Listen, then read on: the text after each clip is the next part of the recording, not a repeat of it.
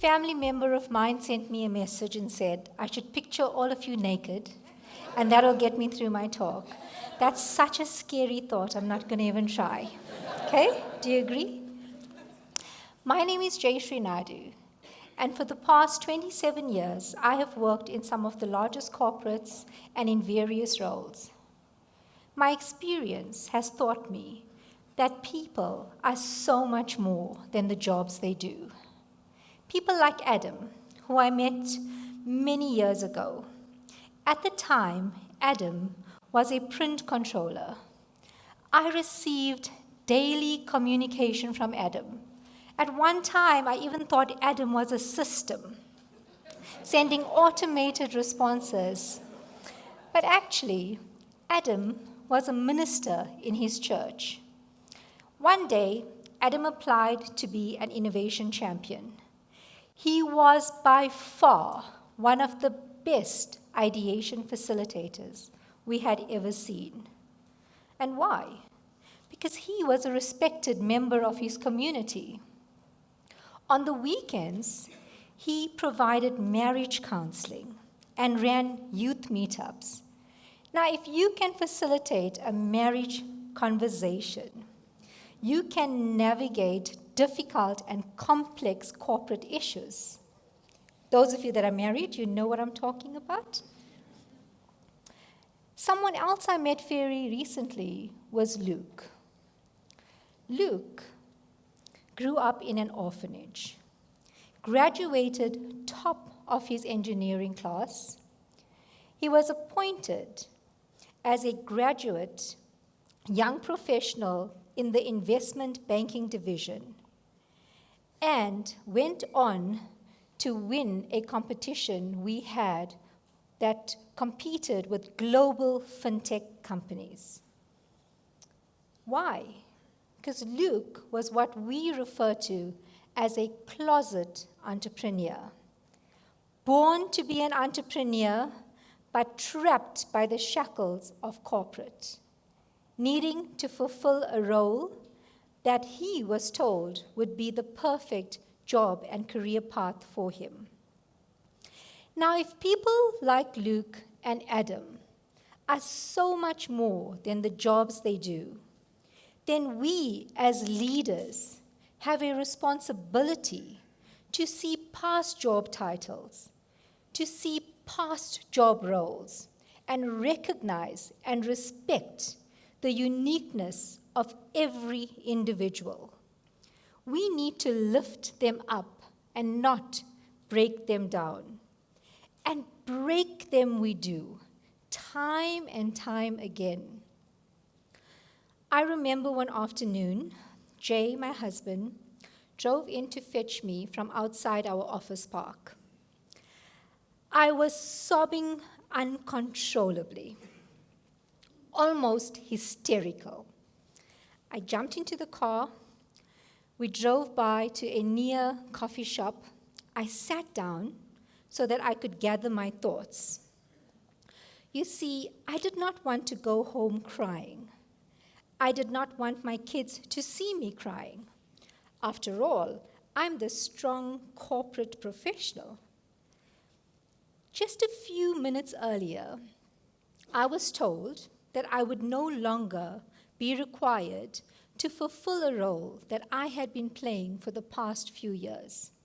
Not just any role, a role that I was extremely passionate about, a role that I loved. I woke up in the morning, I drove to work excited, a role that helped me change people's lives.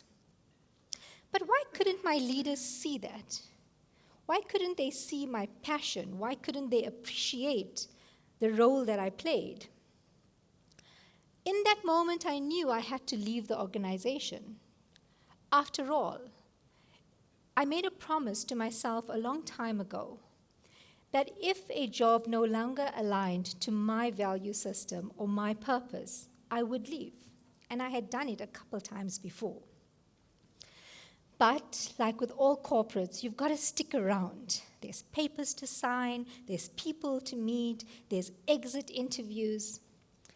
And in one of those meetings, I asked my executive, is there something about me that you don't like?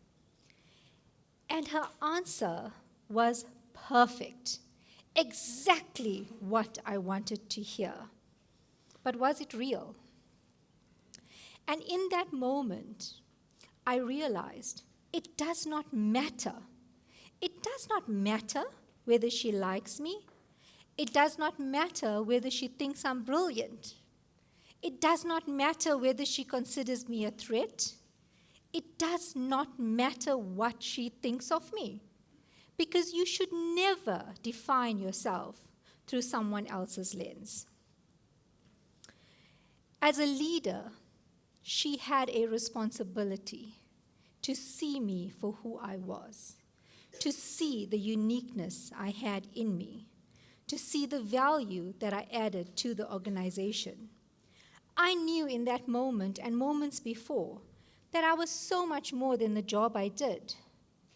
I knew that I am bigger than just a title on a business card. I'm a mum, I'm a daughter, I'm a sister, I'm a friend, I'm a mentor. So why would this affect me so deeply? Because it was more than just a job. I know it's extremely corny, so forgive me, but I love this line from a Spider-Man movie, okay? When my son was young, he took us to watch all of the Spider-Man movies. So I've heard this line so many times. But it's when Uncle Ben turns to Spider-Man and says, "With great power comes great responsibility."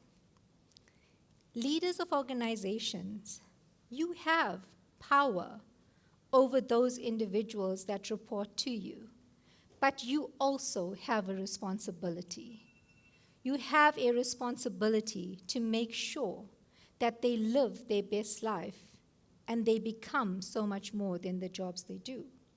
You have a responsibility to nurture and grow them and not break them down. What you do is more important than what you say. You have to harness the power of the individual and make sure that you get the most out of them. In the work we now do, we see firsthand how corporate politics, victimization, nepotism breaks the spirit of individuals. We help individuals that have lost their jobs and we give them entrepreneurship skills.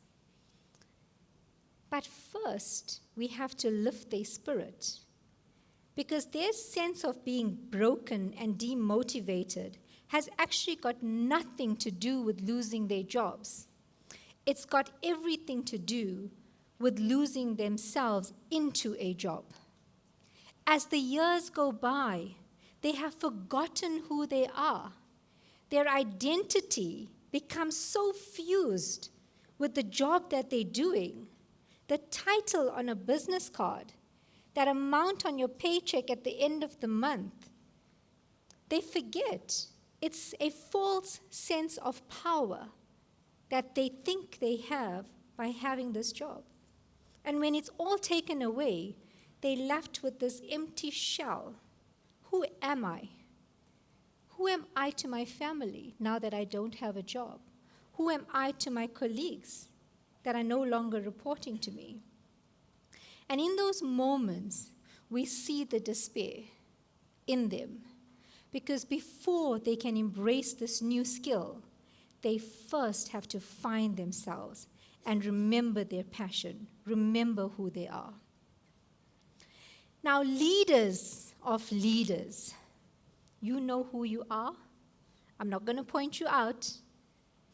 You have a responsibility to hold your leaders accountable, and not just hold them accountable for bottom line results. You've got to hold them accountable for the most important role they have to play. And that's the ability to lead, to really lead, to lift individuals up. Stop turning a blind eye to the mass exodus that's happening around you. Have you ever stopped to ask, why are individuals leaving? You don't leave an organization. You join an organization, you leave a person. So it's very important to recognize when your leaders are not doing the jobs they were meant to do. If you are an individual that's on the other side of this emotional roller coaster, please stop. Do something about it. I've met some amazing individuals through this process, and something common that comes through. The individuals that are truly happy with who they are have found a creative outlet. They have found an outlet where they can actually be so much more, even if it's not in their jobs, if it's on weekends like Adam did, until he found a way to do it at work. Or embrace new opportunities like Luke did. It only took one idea to get him to the top 3. And if all else fails, then take the plunge like I did. I get to live my best life every day. I get to wake up again and be happy with what I'm doing. And yes, it's never easy taking a plunge, but it's important for your soul. It's important to know that life is far too short to be someone else's definition of who you should be. And the final message I want to leave you with is, you are so much more than the job you do. Thank you.